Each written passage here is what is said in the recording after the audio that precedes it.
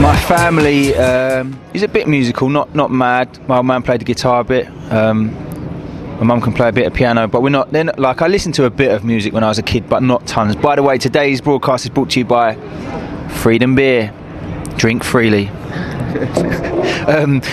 But yeah, I'm not massively musical. It was only when I heard like dance music when I was like, or hip hop when I was like 14, 15 that I really got into it. I wasn't like mad musical, and then, you know, I wasn't like playing piano when I was 7 and all that sort of shit.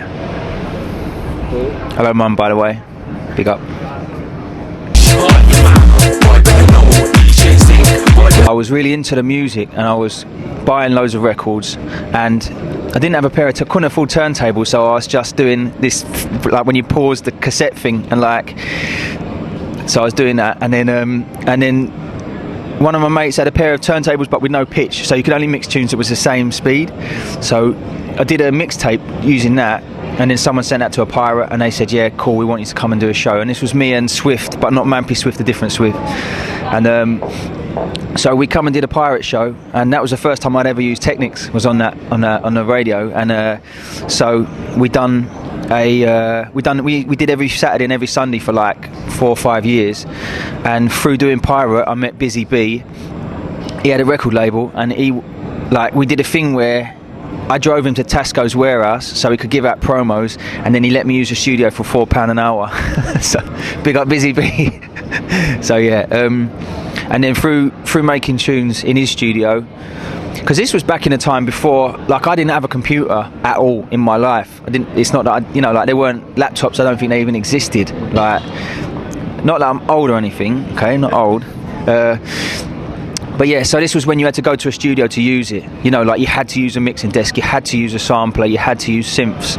And so I didn't have, like, when you was making tunes in them days, you had to have tons of money or know somebody with a studio. So I didn't have no money, so I met Busy, and then through doing them tunes I would give them out to the DJs, and through doing radio started to meet some promoters, and it was kind of like everything all together. There wasn't like one thing that kind of really done it, but getting involved in pirate was a good thing, yeah, because it let me meet people and that.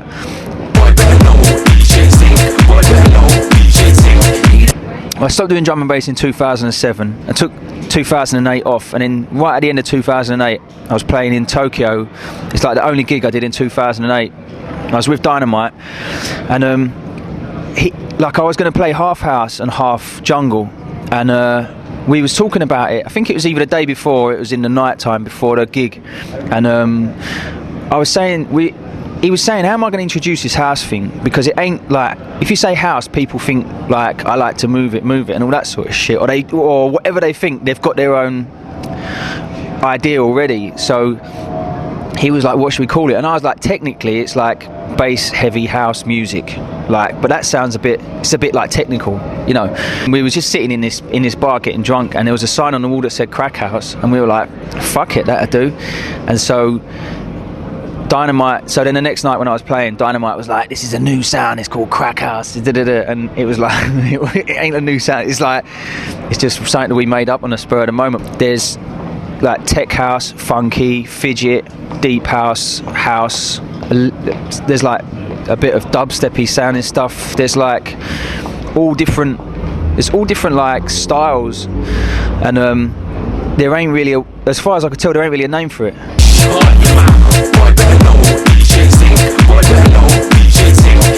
In the pipeline, there is the next single is Wild Out, which is featuring Miss Dynamite,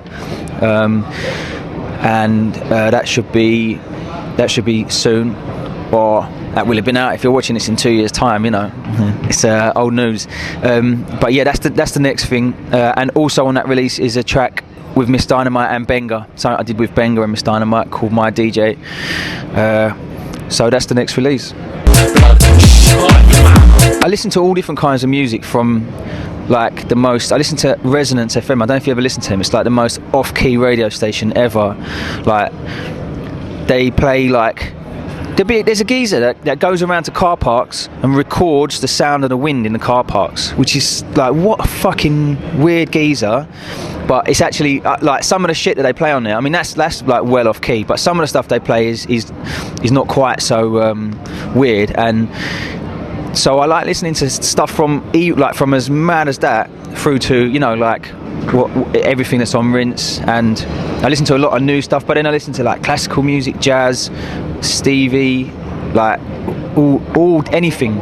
Like for what I'm doing at the moment, the inspiration was that it doesn't exist. And like the sound that I wanted to hear, I just couldn't find it. So I thought, like, fuck it, I'll do it myself. I guess Scream and Benga they're inspiring, working with them, seeing how they work. And some of the other dubstep boys. So, but yeah, I guess it's just a matter of like everything I've listened to up until now.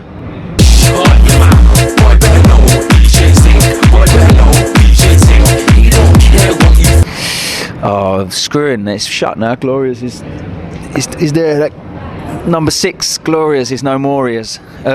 Sorry, that was shit, and it Glorious, fucking idiot. I never actually worked in a trainer shop or owned a trainer shop, but I did say as a laugh on one video interview once that I worked in a trainer shop, and about at least 100 people said to me since then, "Oh, I was in your trainer shop," or just talked about it. So I never actually did it. It was just me being an idiot, and I thought it was funny, but it actually wasn't. But sorry about that. A few people asked me for discount. I used to get a discount in there because I knew the geezer in there, but I don't think I could actually pass that on to anybody else. Maybe I could try. Well, the only thing I wanted for Christmas was a Denon controller for my Serato, and believe it or not, Father Christmas sent me one about a week and a half ago, early. So I don't know if he thought that the post was going to be fucked, so he thought he'd send it out early. But no, I got that. Serato sent me that, so thanks, Serato. That was the only thing I wanted, really. Like, you know, world peace. There ain't actually anything I want. I'm a very lucky person in that I've got everything I want. You know, I really enjoy what I do, and I don't actually need anything like toys from Argos or anything like that just yet. I could do with a fucking big coat, maybe. I definitely don't discriminate between blonde or brunette but I mean, I'm married anyway, so but when I wasn't married, I never discriminated. Like, just only girls. That's the only discrimination I make, is good, like women only. Thanks. I like both dogs and cats. I know that they're different, but I quite like the qualities of each. I guess dog. If I had to say one, it'd be dog. Am I an urban nerd? I don't really know. What does that mean? Somebody that lives in the middle of town, but you're into techie stuff. Is that what an urban nerd is? Well, I grew up in Forest Gate. And now I live just near Tower Bridge. So I've always lived in the middle of London. So I'm urban. It's not a postcode. Yeah, I'm E1 now. You started off E7, and I was E14. Did E6 for a while. Now I'm E1. I'm nerdy about like the stuff that I'm into. I am nerdy about it. You know, like if there's an update for a bit of software. So I'm a nerd. You know, great. The geeks shall inherit the earth. This is the geezer that owns Glorious. He's actually the geezer that owns Glorious.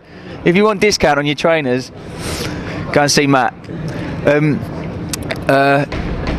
Yeah. So yeah, I'm a nerdy geezer. I'm fine. I'm quite happy about it. The geeks will inherit the earth, not the meek. The geeks will inherit the earth. Fucking freezing in London. Freezing. Crack ass.